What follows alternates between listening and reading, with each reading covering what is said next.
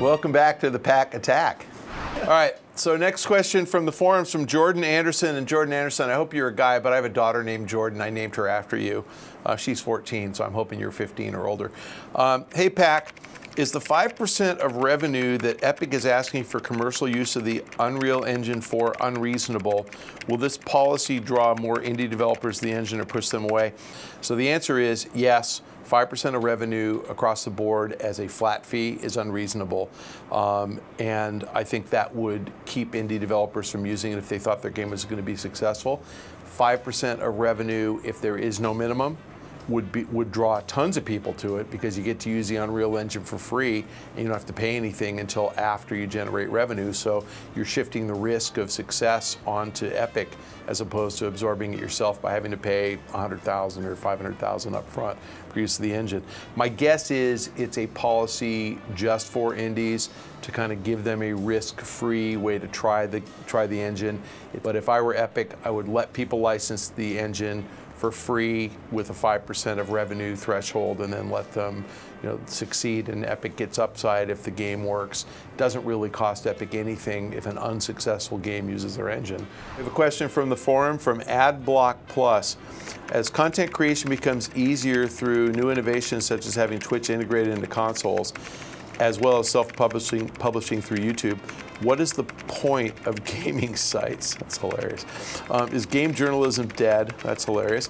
I also refuse to visit any site without first having ad block enabled, blocking any potential ad revenue. And if game trailers or others go out of business because of it, I could care less. Wow, you're a great dude. I'll always be able to get trailers, previews, etc. throughout some other site, if not through the publisher's site directly, and there are hundreds of sites with reviews. Therefore, I feel that most sites will disappear since I don't see them fulfilling any kind of demand that couldn't be satiated someplace else. What are your thoughts? All right, you're the worst kind of person in the world because you want everything for free. You don't even want to sit through ads because you're just low bottom-sucking scum. You think the guy sitting in my office right now should work for free. I actually do work for free. But the guys sitting in my office should work for free. They shouldn't be paid. The camera equipment should be bought by somebody and not get an earn out on that because you're too much of a scumbag to watch ads. I can tell you that there are guys a hell of a lot smarter than you working on defeating ad block. So I will predict boldly, knowing shit about software development or the internet, ad block will get beat. There'll be guys who figure out a way to make you watch ads that you can't block. Even if you do, it'll be just dead space for 30 seconds. Your content won't start. You'll just be sitting there staring at a blank screen for 30 seconds. Might as well run the ads, scumbag. But the point is, and the reason I keep calling you a scumbag, and by the way, you are one, is if you consume content that's professionally created by people who expect to be paid for it, you need to pay for it. And the beauty of sites like Game Trailers is they give you a lot of compelling content, and the only thing they ask you to do is pay attention to ads. And you don't even have to, you can walk out of the room and come back. But that's all they're asking you to do is deal with the ad so they can get paid. And you watch commercial TV, I guess you DVR every show and zip through it, you're a scumbag, that's fine. That's the price you pay to get stuff for free. And if you choose not to pay it, you're absolutely right, you said it right. Professionals will go away, the world will consist of YouTube.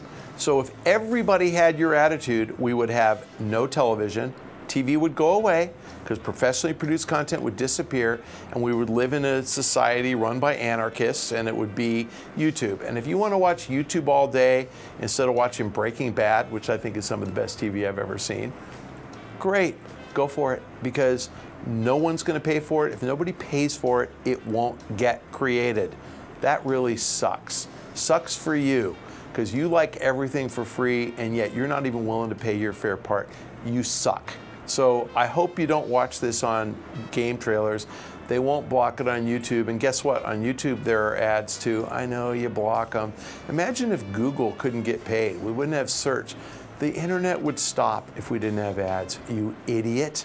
Everything would stop. You idiot. I mean, the reason that we get like music, the reason Pandora exists is ads. If no one could monetize, you would get nothing. Artists would not exist. We wouldn't have music. You idiot.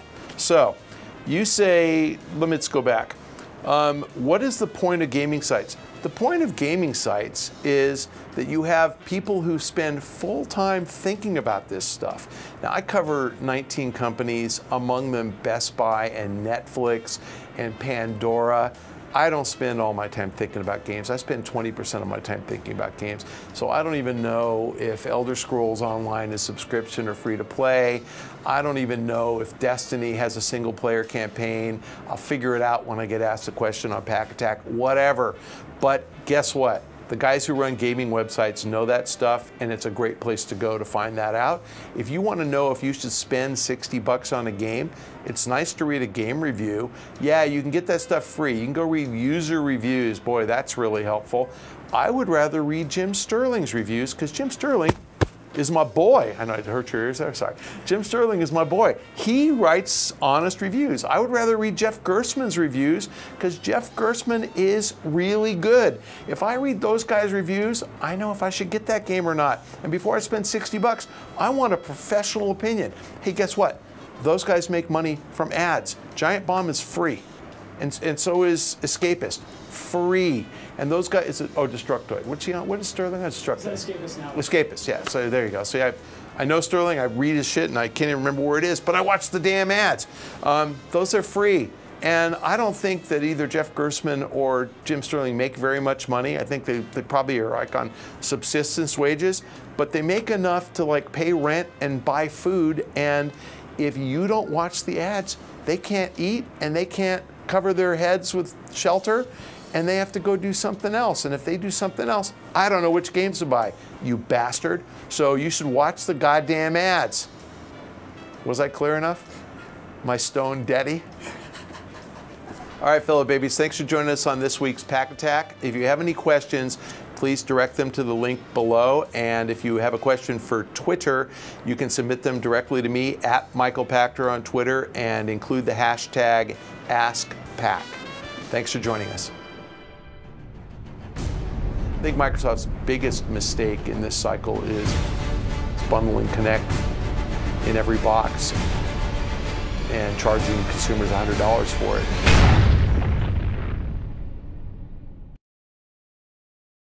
By the way, what do you think a game trailer is, you moron? It's an ad.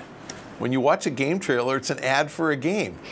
It's unbelievable. Remember that? Well, you didn't see that movie either, you moron. What's that from?